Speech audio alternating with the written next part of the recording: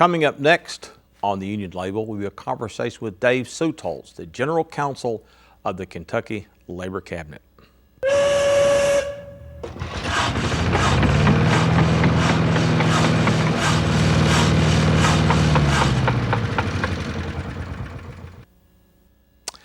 Welcome, Dave Suetholz.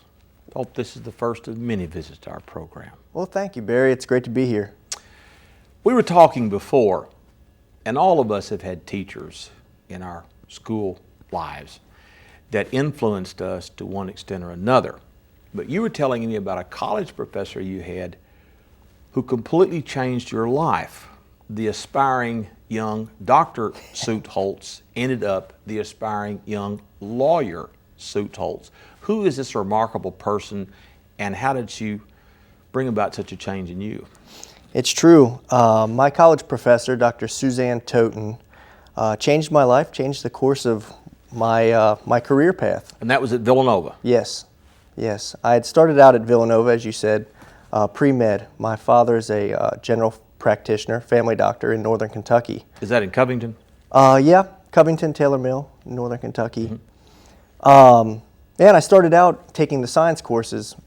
Typically the pre-med track, you don't have to take science courses, but that's a common track. So I started out a chemistry major, heavily laden with science courses, and I was intrigued by this program at Villanova called Peace and Justice. It was a small department, and there was only one Peace and Justice course that fit into my schedule, and it turns out to be Dr. Toten's class, and changed everything. So what did she teach? How did it change you, this one course? This course, the title of it was North-South Development Ethics. And to a 19-year-old, I had no idea what that meant. It may be Pennsylvania and Alabama or something. That's right. Turns out the development ethics was the development of southern countries, the developing world, the third world, some people refer to it.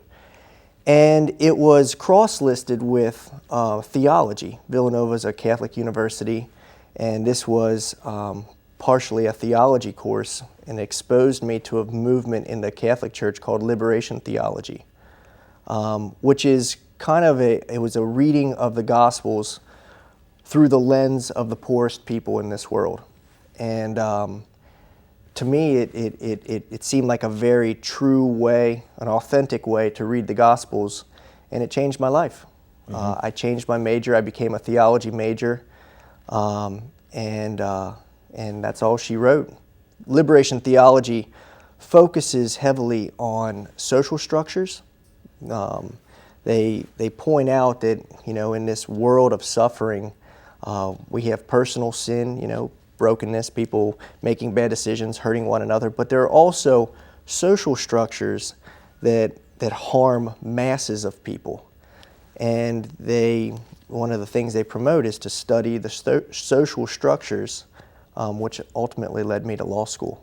Mm-hmm. What better place to study the structure? And you also spent time in New Mexico, did you not?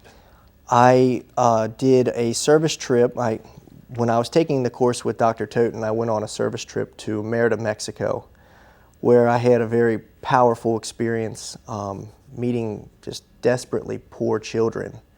And it was where the things that Dr. Toten was having us read became, I essentially touched that reality and that experience. And mm-hmm. Yeah. You told me a story about a scavenger hunt. You were looking for a kernel of corn, and it turned out quite differently than you thought it would. Yes. As you said, we were taken into a poor neighborhood or puebla by some nuns, and the nuns had the local children ready to take all of us students from the United States on a scavenger hunt. And in this part of Mexico, maize or corn is a staple food for them. They grind it up and make tortillas every night. I mean, it's a daily staple of food. So it was obvious that we'd be able to find a kernel of corn. The point was that the nuns knew that the children would take us to their homes. And a little 10-year-old girl took me to her home, and what I found, just shocked me. It was a tar paper hut with dirt floors, The little girl and her siblings slept on the dirt floor while the parents slept in hammocks. And she didn't understand that I just needed a kernel of corn as a part of the game. She thought I was hungry, and she dipped into her family's bowl of corn and gave me as heaping a handful of corn as she could. And that devastated me. And I guess one of the things I couldn't reconcile was, had she known who I really was and how privileged I was where I came from, would she still have been so generous? And I can honestly say I'll probably spend the rest of my life earning that handful of corn. Mm-hmm. It really scarred me in a good way. Mm-hmm. Mm-hmm. Now, so instead of med school, you head off to law school. You head back west to South Bend, Indiana, to Notre Dame Law School. And any experience in law school that moved you toward labor law, because there's all kinds of law, corporate law, you name it, but you chose labor law as your specialty. Now, how did you then select that as your specialty? Well, let me start by just saying I only applied to one law school. It was Notre Dame or bust, essentially, because I wasn't, I wasn't dead set on going to law school. I was just trying to discern really and I believe what the Spirit was asking me to do. And I chose Notre Dame to apply because their motto was educating a different type of lawyer. And their mission statement was all about not focusing on our personal gain, but more on, using the legal profession to give back to the world, to heal social problems. And I was very attracted to that. So I applied to Notre Dame, got in, and when I enrolled, I knew I was going to do something good-hearted. I was going to do something to pursue social justice, whether it be an environmental lawyer, a legal aid attorney. I didn't know. And I took a course in labor law, and I was intrigued by that. My professor there, Professor Barbara Fick, it was an interesting thing. She wouldn't let us we weren't allowed to refer to people as employees because that was a passive title. It was a person defining themselves by someone else, their employer. So she forced all of us middle-class kids to refer to the people as workers. They were employers and workers. And it was just an interesting challenge to us in those courses. But flowing from that course, I went and got a clerkship with the United Mine Workers and was so unbelievably inspired by the work and the history of the United Mine Workers, empowering. Where was this, in West Virginia? It was actually in Fairfax, Virginia, which is just outside of Washington, D.C. Right, It's their national headquarters. That's right. Yeah, mm-hmm. Right. Their international president, Cecil Roberts, he's just an unbelievably inspiring person. I'm sure you've heard what an orator. speeches. I mean, this is Henry Clay and Cicero all rolled into one, a tremendous orator. Oh, yeah. Cecil bleeds it. And, it's very inspiring for me to see an international union president show up to work in his pickup truck every day.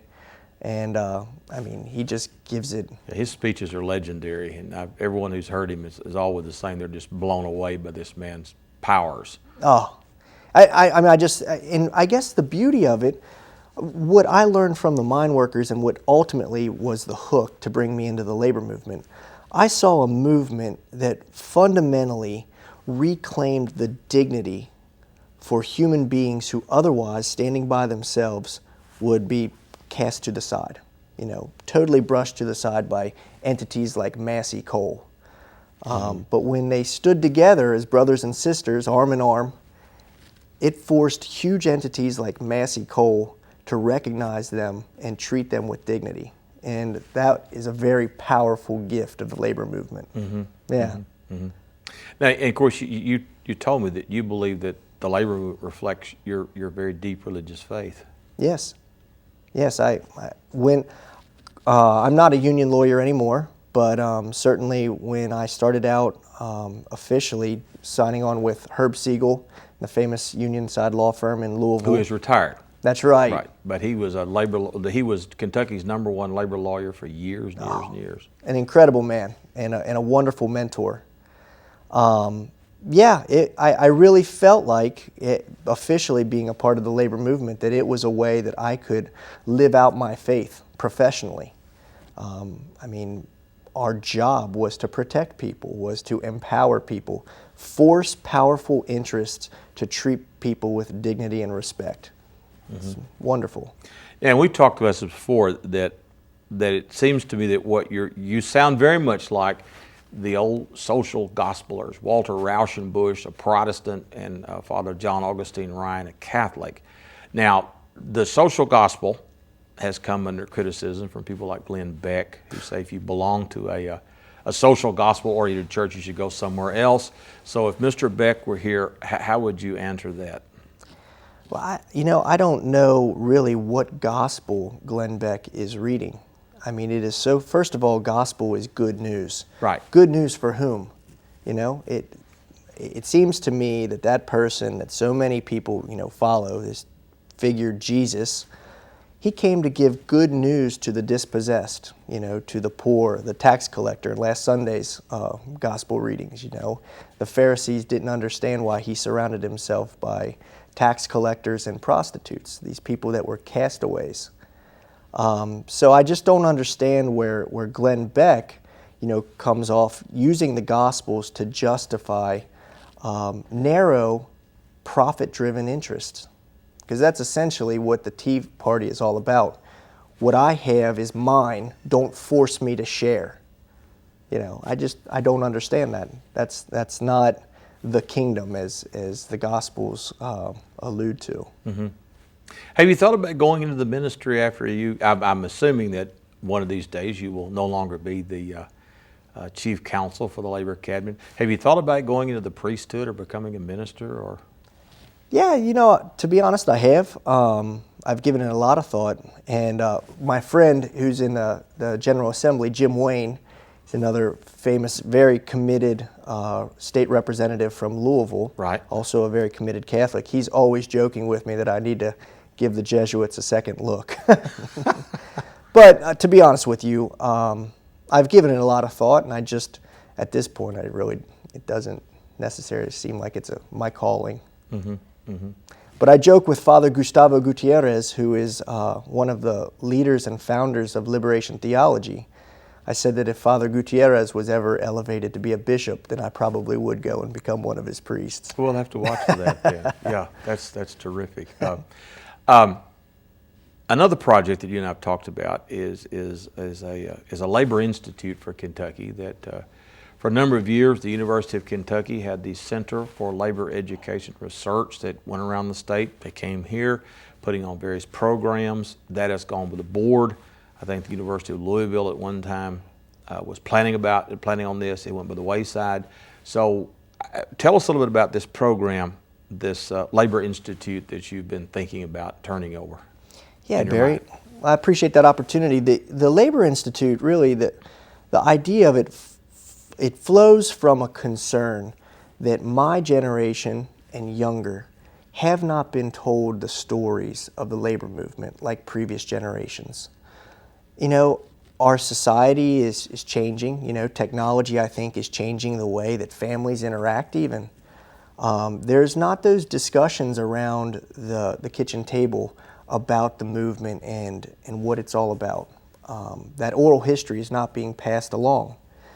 And I think that the labor movement, we're going to suffer because of that. Because young people, current union members could look in their contract and they might think that the benefits that they see in there were just given to them by some benevolent, employer. And the reality is, though there are benevolent employers out there that want to look after their workers, the reality is the vast majority of benefits secured by working people have been earned through struggle. And if we don't know the stories of those struggles, if we think that an 8-hour day just emerged from an enlightened society, we're absolutely wrong. People were hung for an 8-hour day. child labor laws, the right to overtime, you name it. The people struggled and fought for those benefits, and we need to pass those stories along. So the Labor Institute is the goal is to harness people like you, history professors, other academics around the state who are sympathetic and committed to the cause of the labor movement, to help you all connect and teach young union members what their history is, the history of their movement. The hope is that the local unions that support this institute would change their bylaws to require union stewards to take and complete labor history courses. So essentially, the Labor Institute, we want to get back and start passing on the story. Mm-hmm. And that's an initial goal. If it grows, we would love to see classes expand to labor law courses, possibly economics courses, collective bargaining, negotiating. Clear used to do that. Yeah. There were all sorts of programs, and I did a couple on labor history. I did one on labor in the media, and they were a lot of fun for me. In fact, I learned as much from my students as I hope they learned from me. It's fascinating. But you're absolutely right. I think the building trades do a pretty good job of educating their members about the history of the various unions. But the industrial unions, and you're absolutely right, and we were talking the other day, you get a kid right out of high school who maybe has never worked, or maybe worked at some job at a grocery store, goes to work at one of these union plants and gets this wonderful hourly salary, wonderful benefits, wonderful vacation, and thinks, wow, isn't the boss nice for giving me all this? Yeah. And they don't understand, as you said, that it was all fought for and earned by struggle. And I think that's a very worthy goal. Another thing, let me get you just to toss out some concerns that I hear from labor union, local union presidents. One is apathy on the part of young people, and I'm assuming you think if they knew some more history, they might not be so apathetic. But local presidents tell me constantly that there are so few people who attend union meetings. Do you hear that too? Absolutely. And any suggestions you could offer? Again, I think that one of the causes of the apathy that it's this lack of understanding of what we're all about, what the labor movement is all about. I have a sneaking suspicion that 20, 30 years ago, union members understood that, they had their local union's interests, but they had broader societal interests as well. Like their union was a part of making their society a little more just. Oh, definitely. Industrial unions like the steel workers and the auto workers. Oh, that's an old tradition in industrial unions. Right? Absolutely. I'm not so sure that broad vision is being communicated to the newer generations in the movement.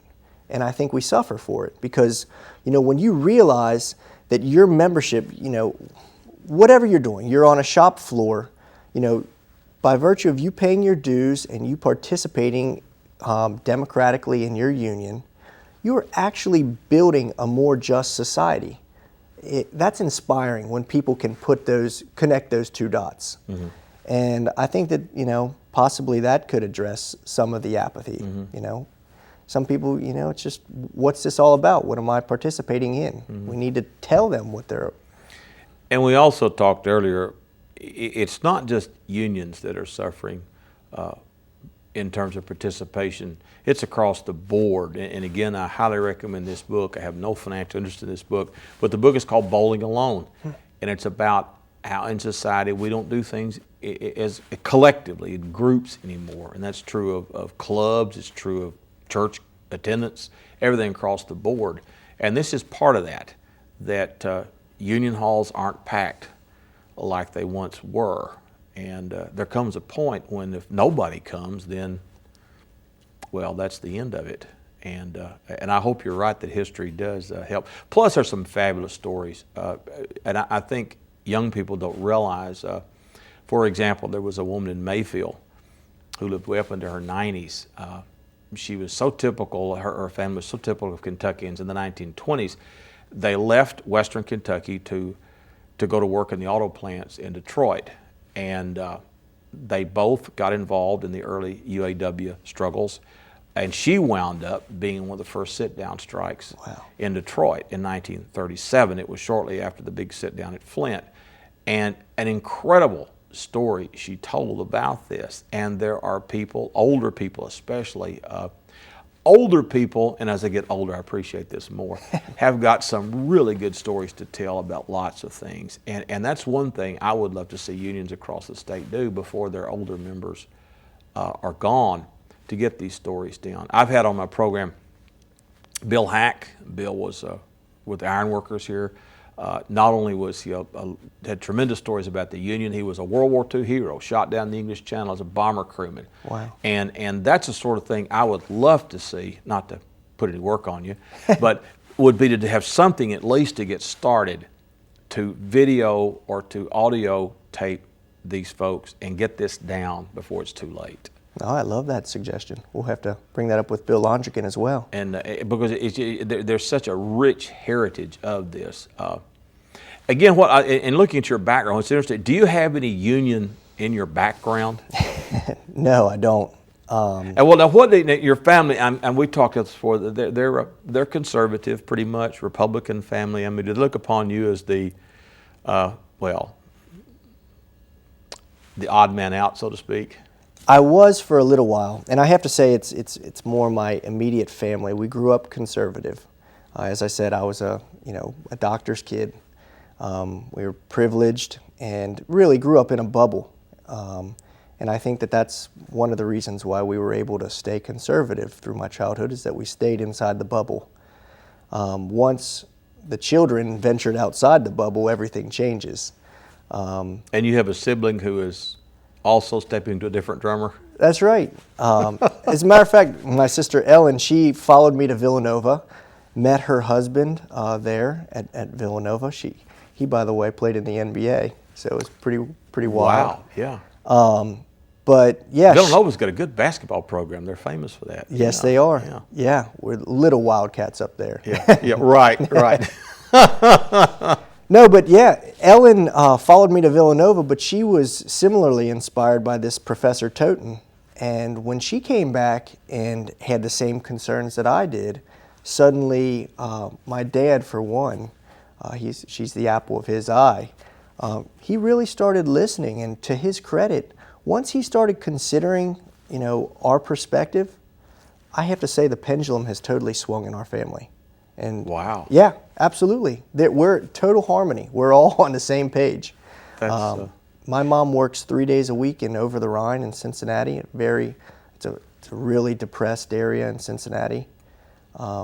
It's great. Mm-hmm. Well, it reminded me of the story that I tell my students of William Penn. William Penn goes off to Oxford and comes home, and his dad says, "Well, William, what's new?" He said, "Dad, I've become a Quaker." And Admiral Penn got up and beat him senseless.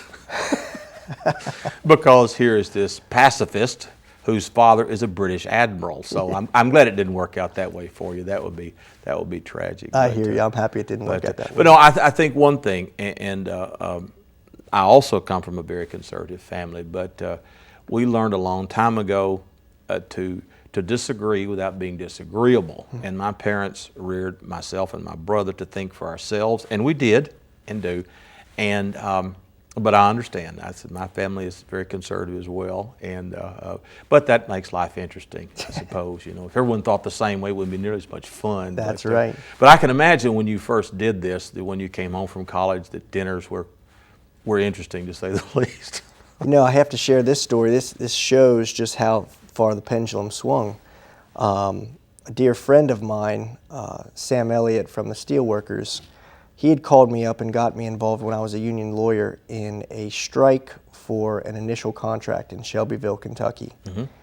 And when these workers, who had never been union before, went out on strike, they obviously had their health care cut off. And my dad wrote an open letter and said that for the duration of the strike, his office was available to the strikers and their families free of cost. Wow, that is quite a pendulum swing. It's Yeah. unbelievable. Yeah. Yeah, and Yeah. he's an elected Republican in Northern Kentucky. Wow, what do you know about that? Kind of outside the fold up there. Yeah. That's really, really interesting. Well, life does. It really has twists and turns. Is this Professor Toten aware? Did you tell her what she did for you? I hope you did. Yes, absolutely. And we stay in contact. Most all the people along, who have been signposts and guides in my life, I've maintained contact, but certainly she is a dear friend and she knows what she means to my family. Well, that's an amazing story. It is. So, in the time we have left, what do you see as the future of the labor movement in the United States and Kentucky in particular? Any thoughts on that? Yes.